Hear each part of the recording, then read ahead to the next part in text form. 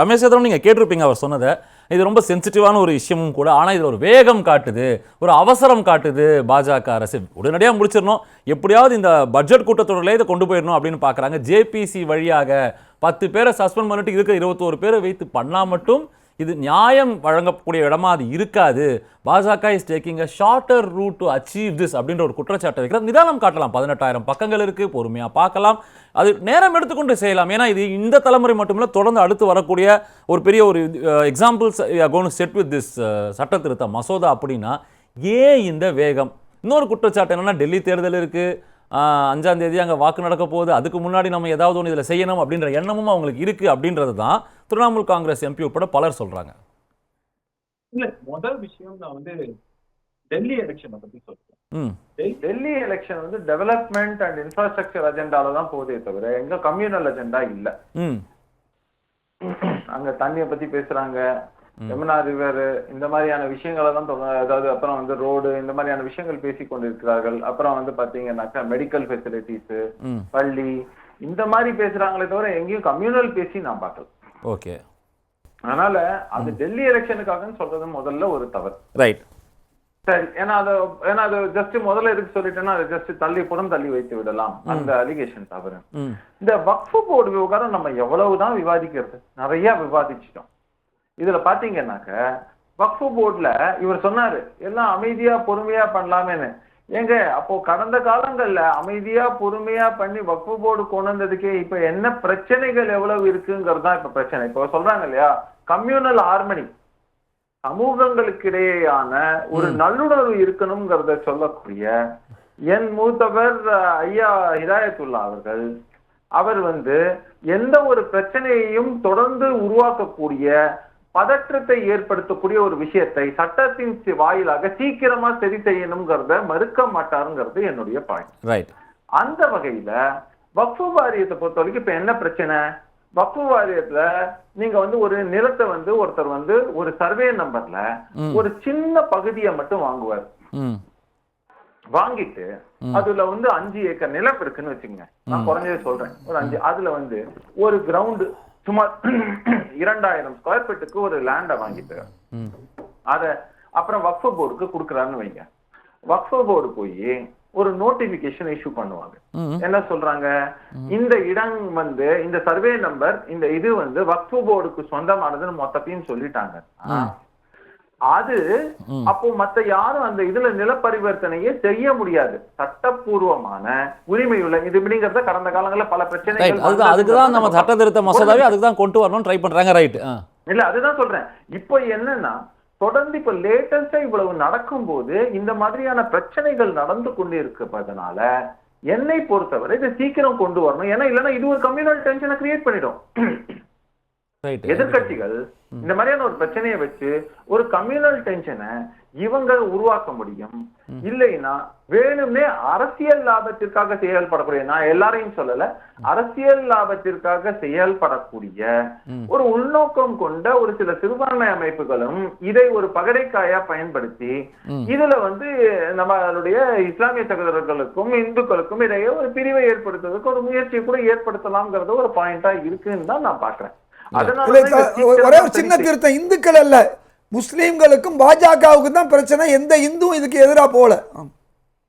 இல்ல அப்படி பார்த்தா அப்படி சொல்லிட்டு போயிடலாம்ல, காங்கிரஸுக்கும் பாஜக தான் பிரச்சனை, இந்துக்களுக்கும் முஸ்லிம்களுக்கும் இல்லைன்னு கூட சொல்லலாம்.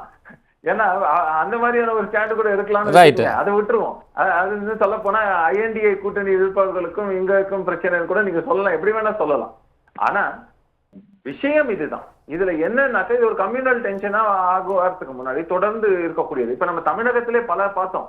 1000 ஆண்டுகளுக்கும் பழமையான கோவில், ASI இன்வால்வ்டு, HRNC இன்வால்வ்டு கோயில்ல எப்போ உருவாக்கப்பட்டது வக்ஃப் போர்டு? அவங்க வந்துட்டு இது எங்களோட நிலத்துல அந்த கோயில் இருக்குன்னு சொன்னா இது எப்படி இருக்குன்னா சொன்னார் பாருங்க, பல விவகாரம், ராமர் கோயிலை பத்தி சொன்னாரு, இல்ல மற்ற மசூதிகள் விஷயம்லாம் சொன்னாரு, அந்த மாதிரி இருக்கு. இதே மாதிரிதான் ஒவ்வொரு விவகாரத்திலையும் நம்ம வந்து தொடர்ந்து பார்த்து கொண்டிருக்கிறோம்ங்கிறது நிதர்சனமான உண்மை. இது வந்து இந்த வே வந்து ஒரு லேண்ட் கிராபிங் மாதிரியான ஒரு விஷயமாக இருக்கிறது. இது எல்லாம் வந்து இது பெரிய பிரச்சனைகள்ல கொண்டு போய் விடுது. ஊர்கள்லயே பல பிரச்சனைகள் இருப்பதனால இதை சீக்கிரம் முடிவுக்கு கொண்டு வரணும். ஆனா சீக்கிரம் முடிவுக்கு கொண்டு வரதுன்றது வேற, 31 மெம்பர்களுடைய கருத்துக்களை தனியாக கேட்பது, நிதானமாக அலசுவது என்பது வேறு, அவசரம் வேறு, அவசியம் என்பது வேறு. ஆனா இங்க அந்த அவசியத்தை புறந்தள்ளி ஒரு அவசரம் காட்டப்படுகிறது. அதுதான் வந்து வாதமா இருக்கு இதயத்துல்லா அவர்கள்.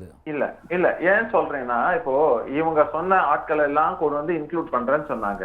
ஆமா, ஏற்கனவே இந்த தேதியை மாத்தி வச்சுக்காங்க. முன்னாடி என்ன தேதியா இருந்தது, இன்னைக்கு என்ன தேதி இருக்கு. அப்போ நீங்க அவசரம்னு சொன்னா அன்னைக்கே கூட்டி இருக்கலாம்ல, அப்புறம் ஏன் தள்ளி வச்சாங்கிற ஒரு கேள்வி இருக்கா இல்லையா?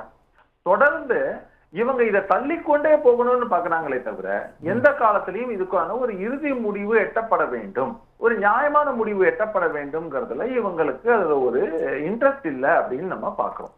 அதனாலதான் திரும்ப நீங்க வந்து இன்னும் 1 மாசம் தள்ளி வைங்க, 2 மாசம் தள்ளி வைங்க, இதே குற்றச்சாட்டு இருக்கும், நம்ம இதே விவாதத்தை அதே நேரத்துல ஒரு குழு அமைக்கப்படுகிற ஒரு தலைவர் அப்பாயிண்ட் பண்றாங்க. ஆனா ஒட்டுமொத்தமாக சஸ்பெண்ட் பண்ணப்பட்டவர்கள் சொல்லக்கூடிய லெட்டர் ஜனாதிபதிக்கோ இல்லைன்னா அவங்க ஸ்பீக்கருக்கோ இதில் லெட்டர் என்ன அப்படின்னா, ஒரு ஜமீன்தாரை போல செயல்படுகிறார், தனக்கு வேணுன்றவங்க சொல்றதை கேட்குறாரு, வேண்டாதவர்களை சஸ்பெண்ட் நீ போயிடுன்னு போடுறாரு. அப்படின்னா தலைமையின் மீதே எங்களுக்கு சந்தேகம் இருக்கு அப்படின்ற ஒரு விஷயத்தை தானே இந்த அமைப்பை சேர்ந்தவர்கள். இந்த தேசமே வந்து காங்கிரஸ் தலைமையிலான யூபிஏ கவர்மெண்ட் மேல அந்த மாதிரி ஒரு குற்றச்சாட்டை வைக்க முடியும்.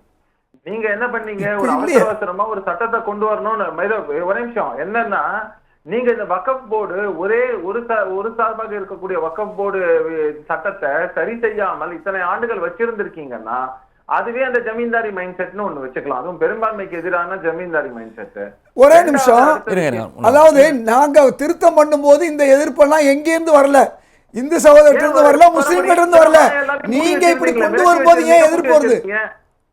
இல்ல அதுதான் பிரச்சனை. ஏன்னா நீங்க பண்ணும்போது என்னன்னா சிறுபான்மையை அப்பீஸ் பண்ணணும், அவங்களை தாஜா செய்ய வேண்டும் என்று நீங்க சும்மா வந்து அவங்களுக்கு சாதகமான ஒரு விஷயம் இல்ல. அன்னைக்கு பிஜேபி கூட எதிர்க்கல வக்ஃப் சட்டத்தை, அன்னைக்கு பிஜேபி திருத்தும் போது எதிர்க்கல, இந்துக்களை எதிர்க்கல. காங்கிரஸ் ஆட்சியில 2 முறை திருத்தப்பட்டது, ஒருபோதும் எதிர்க்கவில்லை. சொன்னாலும் எடுபடாதுன்னு இந்துக்களுக்கு தெரியுங்க, அதுதான் பிரச்சனையே. நீங்க எதிர்க்கலன்னு சொல்லாதீங்க. இப்போ ஒரு உதாரணத்துக்கு சொல்றேன், தமிழகத்திலேயே பாருங்க பல விவகாரங்களை நம்ம பார்த்து கொண்டு இருக்கிறோம். இந்த மாதிரி ஒவ்வொரு விவகாரமாக நம்ம எடுத்து பார்த்தோம்னாக்க முழுக்க இன்று இருக்கக்கூடிய விஷயங்கள் எல்லாமே ஒரு சார்பா இருக்கிறதுனாலதான் இவங்க வந்து இந்த மாதிரியான ஒரு ஸ்டாண்டை எடுக்க வேண்டி இருக்கு. இல்லைன்னா அவங்க எதுக்கு நீங்க கேட்டதுக்கு ஃபர்ஸ்ட் தள்ளி வைக்கிறாங்க, நீங்க சொன்ன எல்லாரையும் இன்க்ளூட் பண்றாங்க. இதையெல்லாம் செய்த பிறகும் கூட தொடர்ந்து நீங்கள் வந்து இதை குறை சொல்லணும், இதை அரசியலாக்கணும்னு செஞ்சீங்கன்னா அதுக்கு ஒரு முடிவே இல்லாம தான் போகும். Right Ramesh, I get your point. நான் சல்மா ரொம்ப நேரமா வெயிட் பண்ணிட்டேன். ஒரே ஒரு பதில், அவர் பேசுனதுல ஒரு விஷயம் ரொம்ப சுருக்கமா சல்மா ஒரே விஷயம் தான். அவரு ஒரு குறை சொல்றாரு. ஒரு இடத்த வந்து சர்வேயை வந்து அவர் ஒரு கிரவுண்ட் வாங்கிட்டு அந்த முழு சர்வேயும் பண்றதாக அவர் சொல்றாரு. இந்திய வரலாற்றில் இதுவரை நடந்ததில்லை, ஒரே ஒரு இடத்த தவிர. என்ன நடந்துச்சு, ரிஜிஸ்டர் ஆஃபீஸுங்கிறது இந்துக்கு ஒரு ரிஜிஸ்டர் ஆஃபீஸு, முஸ்லீம் ஒன்றும் இல்லை. ரிஜிஸ்டர் ஆஃபீஸுங்கிறது போனால் தெளிவாக சொல்லும், இந்த சர்வேயில் இந்த ஒரு கிரவுண்ட் மட்டும்தான் சொல்லி. அப்போ எல்லா வக்ஃப் சொத்துக்களும் பரிவர்த்தனை செய்யும் பொழுதோ விற்கும் போதோ வாங்கும் போதோ அது ரிஜிஸ்டர் ஆபீஸ் மூலமாகத்தான் பிரச்சனையே. வக்ஃபுக்கு அதுக்காக தான் நீதிமன்றத்துக்கு அடுத்த ரைட்ஸ் வேணும்னு கேட்கறதே. நீங்க முன்னாடி எப்படி வச்சிருக்கீங்க, அதில் நீதிமன்றம் தலையிட முடிவதற்கான விஷயங்கள்லாம் இருந்திருக்கா, எந்த அளவுக்கு தலையிட முடியும்? உங்களுக்கு ஒரு ஆபீஸ், எனக்கு ஒரு ஆபீஸ் இல்ல, எல்லாருக்கும் ஒரு ஆபீஸ் தான். அங்க போனா ரெக்கார்ட் சரியா இருக்கும். நீதிமன்றம் போக முடியுமா? இல்லன்னா பாதிக்கப்பட்டவர்கள் ரிஜிஸ்டர் ஆபீஸ் ஒண்ணு வக்ஃப் போர்டு ஆபீஸ் இல்ல, நீதிமன்றம் போக முடியுமா அப்படின்னு ரிஜிஸ்டர் ஆபீஸ் வக்ஃப் போர்டு ஆபீஸ் இல்ல, மாவட்ட ஆட்சி தலைமை வக்ஃப் போர்டு ஆபீஸ் இல்ல, எல்லாமே மாவட்ட தலைமை மூலமா தான் நடக்குது. அதுக்கான உரிமையை கொடுக்கட்டும்.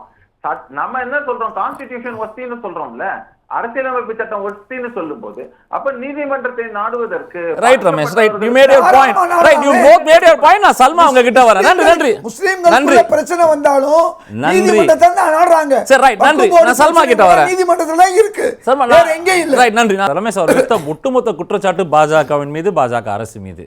சிறுபான்மையினருக்கு எதிராக செயல்படுகிறார்கள், வாக்கு வங்கியை மனசில் வச்சு செயல்படுகிறார்கள், எதேச்சதிகாரமாக செயல்படுகிறார்கள். அதனால தான் மக்கள் 400 கி பாஸ்ன்னு சொன்னவங்களை 240 நிறுத்தி வச்சிருக்காங்க. அப்படின்னா மக்கள் நம்பிக்கையும் கொஞ்சம் கொஞ்சமாக இழந்துகிட்டு இருக்காங்க. ஆட்சி என்பது நிரந்தரமும் அல்ல அப்படின்ற ஒரு இடத்த தான் அவர் கடுமையாக சொல்றாரு.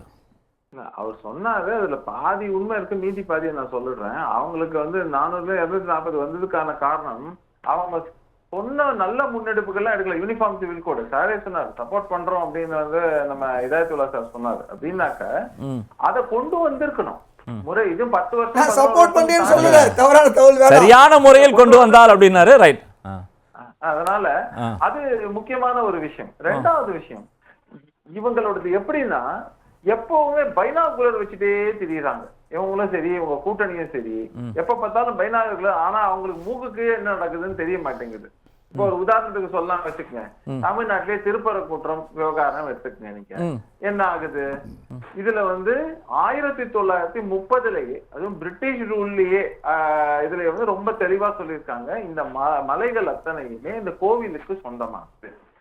ஆனா நம்ம எந்த அளவுக்கு, அதாவது இந்துக்களுக்கான நம்மளோட மத நல்லிணக்கம் எப்படின்னா, ஒரு உதாரணத்துக்கு நாச்சியார் கோவில்ல போனாக்க நம்ம பார்க்கணும், துலுக்க நாச்சியார் அப்படின்னு வந்து ஒரு இவங்களையே வச்சு நம்ம கொண்டாடுறோம். அவங்கள விழால எல்லாம் வந்து அவங்களுடைய சிலைகளை கொண்டு போய் எல்லாம் பண்ணி அந்த மாதிரியான ஒரு பிஜேபி கொண்டாடுங்கிறது இப்ப பிரச்சனை. இன்னைக்கு பிஜேபி இந்த மாதிரி நல்லிணக்கமா இல்லைங்கிறது அவர் நேரத்தை முடிச்சிருக்கோம். நம்ம எல்லாருக்கும் முக்கியமான பிரச்சனை இல்ல. இப்ப என்ன பிரச்சனை அப்படின்னாக்க, இன்னைக்கு இதே தர்காவை குறிப்பிட்ட அந்த சமூகத்திலேயே 2-3 பிரிவாக இருக்கக்கூடியவங்கள பாதி பேர் என்ன சொல்றாங்க, அது ஷிர்க்குன்னு சொல்றாங்க, நீங்க உருவ வழிபாடு பண்ணக்கூடாது அப்படின்னு. அதையும் ஆனா சொல்றவங்க என்னன்னு பாத்தீங்கன்னா, இந்த மாதிரி ஒரு பிரச்சனை வரும்போது அதை ஊதி பெரியதாக்கணுங்கிறதுக்காகவே வேணும்னே நாங்க வந்து அந்த இடத்துக்கு போய் தான் நாங்க வந்து ஆடை வெட்டுவோம்ங்கிற மாதிரியான விஷயங்களை எல்லாம் வேணும்னே செய்யறாங்க. ஏன்? இதுவரை நல்லிணக்கம் பேணப்பட்ட இடத்துல இங்க ஒரு அமைதியின்மை இருக்கணுங்கிறதுக்காக அவங்க வந்து இதை பண்றாங்க. இப்ப நான் என்ன பாக்குறேன்னா, இப்போ இன்னொரு 1.5 வருஷத்துக்குள்ள 1.25 வருஷத்துக்குள்ள எலெக்ஷன் வரப்போகுதுங்கும் போது தமிழ்நாட்டுல ஒரு இந்த அமைதியின்மையை ஏற்படுத்தணும்னு அவங்க யோசிக்கிறாங்கன்னு நான் பாக்குறேன். அடுத்த முக்கியமான விஷயம், இதற்கு அரசும் துணை போகிறதாங்கிற ஒரு கேள்வி இருக்கு. காரணம் என்னன்னா, இந்த HRNC அப்படிங்கிறது யார் கையில இருக்கு? இன்னொன்னு போலீஸ் பாருங்க, அந்த வீடியோவே பாக்குறோம், அதுல வந்து எம்எல்ஏ வந்து போறேங்கிற கூட பிரியாணி கொண்டு போறாங்க, அந்த இடத்துல அசைவம் வைத்து சாப்பிடுவோம் அப்படின்னு சொல்றாங்க, இல்ல அந்த இடத்துல பலி கொடுக்கலாம் சொல்றாங்க. நமக்கு வந்து ஒரு தொழுகைங்கிற ஒரு விஷயத்துல வந்து நம்ம வந்து எதுவுமே எவ்வளவு லீனியன்டா இருக்கணுமோ, ஆனால் அதே மாதிரியான ஒரு ரெசிப்ரோக்கல் நம்ம அவங்க மனசை எந்த விதத்திலும் புண்படுத்திடக் கூடாதுங்கிற போன்ற விஷயங்களை செய்யாமல் இருந்தால்தான் இந்த நல்லிணக்கம் பேணப்படும். கடைசியா ஒரே ஒரு வார்த்தை சொல்லிடுறேன். சல்மா அம்மையார் அவர்கள் சொல்லும் போது சொன்னாங்க, இவங்க போற இடத்துல எல்லாம் வந்து மசூதிக்கு கீழே வந்து கோவில்களை தேடுறாங்கன்னு. அது தேடப்படல மேடம். பல இடங்கள்ல கோவில்களை இடித்து விட்டோ இல்ல கோவில்களுக்கு மேலோ கட்டப்பட்ட மசூதிங்கிற இடத்துல மட்டும் அதை ஊர்ஜிதம் செய்வதற்காகவும் வருங்காலங்களில் எந்த பிரச்சனையும் வந்துடக்கூடாது மட்டும்தான் செய்யப்படுகிறதே தவிர எல்லா இடத்துலயும் எல்லா வசதியும் போய் தேட. அதனால RSS தலைவர், நீங்க எல்லாம் குற்றம் சுமத்தக்கூடிய RSS தலைவர் என்ன சொல்றாரு தெரியுமா, நம்ம எல்லா இடத்துலயும் தேடணும்னு ஆரம்பிச்சா அது அமைதி இருக்காதுங்கிற ஒரு மெசேஜையும் அவர் சுப்ரீம் கோர்ட் தீர்ப்புக்கு பிறகுதான் சொன்னாரு. நன்றி நன்றி RSS தலைவர் அவர்தான் எல்லாத்துக்கும் சல்மா அவர்கள் நன்றி இந்த மாதிரி தோண்டாதீங்க, நன்றி 101 சட்டத்தை பின்பற்றுங்க. நன்றி நன்றி மேடம் பேசணும், அவங்க நேரம் நீங்க பார்க்கணும். ரைட், நன்றி ரமேஷ். சின்ன குறுக்கீடு, ரொம்ப நேரம் இல்ல, நான் ராம்கி கிட்ட போகணும். இல்ல 2-3 விஷயம் சுருக்கமா. கோவிலுக்கு எதிர்க்கே வந்து மத மாற்று இல்லைன்னா மாற்று மத வழிபாடுன்னு சொல்ல மாட்டேன், அதுல வந்து இந்த எல்லாம் கூட்டு வழிபாடு எல்லாம் செய்யக்கூடிய இடங்கள்லாம் வச்சிருப்பாங்க ஒரு சில இடத்துல. அந்த மாதிரியான இதெல்லாம் வந்து கோவில்களுக்கு எதிராகவே வேணும்னே வச்சு பண்றது. புதிதாக டாபிக்கை தாண்டி வேற இடத்துக்கு நகர்றோம். ஒரு உதாரணத்துக்கு வந்து சொல்லணும்னாக்கா, நம்ம வந்து சைதாப்பேட்டையில வந்து உங்களுக்கு ஒரு உதாரணம் சொல்லலாம், அந்த ஆதி கேசவ பெருமாள் கோவில் கிட்டக்க. அதே மாதிரி ஒவ்வொரு இடத்துலயும் வரிசையாக நான் சொல்லிக்கொண்டே போக முடியும். அதே மாதிரி இண்டிவிஜுவல் கேசஸ் போக வேண்டாம். நன்றி நன்றி. அவங்க மாற்று மத வழிபாட்டு தலம் இதெல்லாம் வந்து அரசு வந்து என்ன எடுக்கணும், செய்யாமல் தடைப்பதற்கு தானே அரசு இருக்கு. நன்றி ரமேஷ். அதே மாதிரி என்ன ஆச்சு, அதே மாதிரி ஒரு பாதைக்கான ஒரு பிரச்சனை வந்தது, அதுல வந்து ரமேஷ் நன்றி நன்றி. You made your point. நிலத்துல இருக்கிற கோவில் நிலத்தை விட்டு கொடுக்கணும்னு எப்படி சொல்ல முடியும்? இந்த மாதிரியான பல right Ramesh, you made your point. Salman நேரம் நீங்க நம்ம சின்ன குறுக்கீடு எல்லாமே காலகாலமா நடந்துட்டு இருக்க ஒரு விஷயம் தான், எதுவுமே புதுசா எதுவும் நடக்கல. ஏன்னா இது அப்படிதான் நடக்குது. ரமேஷ் நன்றி ரமேஷ், நன்றி ரமேஷ் சேதுராமன். பிஜேபி தான் இந்த ஒற்றுமையை குலைக்கிறது, அந்த மலை எல்லா இஷ்யூஸுமே பிஜேபி கண்டென்ஷியஸ் இஷ்யூவை வாக்கு வங்கியை மனசுல வச்சு அதற்காகவே எடுக்கிறாங்க. இந்து முஸ்லிம் பை நேச்சரே ஒன்னா தான் இருக்காங்க. பிஜேபி தான் வந்து ஒரு கோடு போடுறாங்கன்றதான் அவருடைய குற்றச்சாட்டு. சுருக்கமா அது ஆரம்பிச்சு வைத்தது என்ன பொறுத்த வரைக்கும் அதை ஆரம்பிச்சு வைத்தது காங்கிரஸ் தான் பார்க்கணும். ஏன்னா சிறுபான்மையினருக்கு பாதுகாப்பு இல்லை. ஒரு பக்கம் சிறுபான்மையினர் அஷிம்புரா விவகாரத்துல இருந்து ஆரம்பிச்சு மற்ற பல இடங்கள்ல வந்து உதாரணம் சொல்லணும், சீக்கியர்கள்ல இருந்து ஆரம்பிச்சு எல்லாருக்குமே சிறுபான்மை மக்கள் தானே. அஷிம்புரால இஸ்லாமியர்கள் சிறுபான்மை மக்கள் தானே. அவங்க நிலைமை என்னாச்சு? அதே மாதிரி சிறுபான்மைன்னு சொன்னீங்கன்னா அது வந்து ஒரு இடத்தில் இருக்கக்கூடிய அந்த பாப்புலேஷனை பொறுத்து தானே இருக்கு.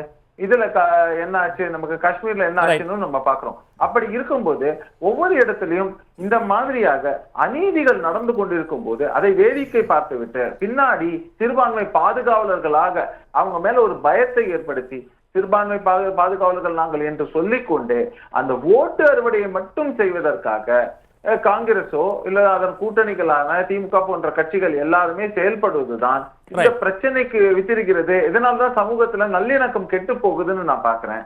அதே வந்து நம்ம சரி செஞ்சாலே போதும். தொடர்ந்து நம்ம நாடு வந்து மிக சிறந்த ஒரு நாடாக இருக்கும். மக்களுக்கு எந்த காலத்திலயுமே வந்து ஒரு அமைதி நிலவும். அதே மாதிரி இஸ்லாமிய சகோதரர்கள் விட்டு கொடுத்து போறாங்க அப்படின்னாக்கா அதுவும் ஒரு நல்ல விஷயம் தான். நன்றி நன்றி நன்றி ரமேஷ். நன்றி. அவங்க வழிபாட்டை வந்து எங்கேயுமே வந்து அந்த நன்றி. நான் சல்மா கிட்ட வந்துறேன். சல்மா அவர்களுடைய நம்ம சொல்லக்கூடிய விவகாரம் சல்மா இறுதி கருத்து புண்படுத்தும் விதமாக அந்த புனிதத்தன்மையை கெடுக்கும் விதமாக மட்டும் செய்ய வேண்டாம்ங்கிறது தான். ரைட்.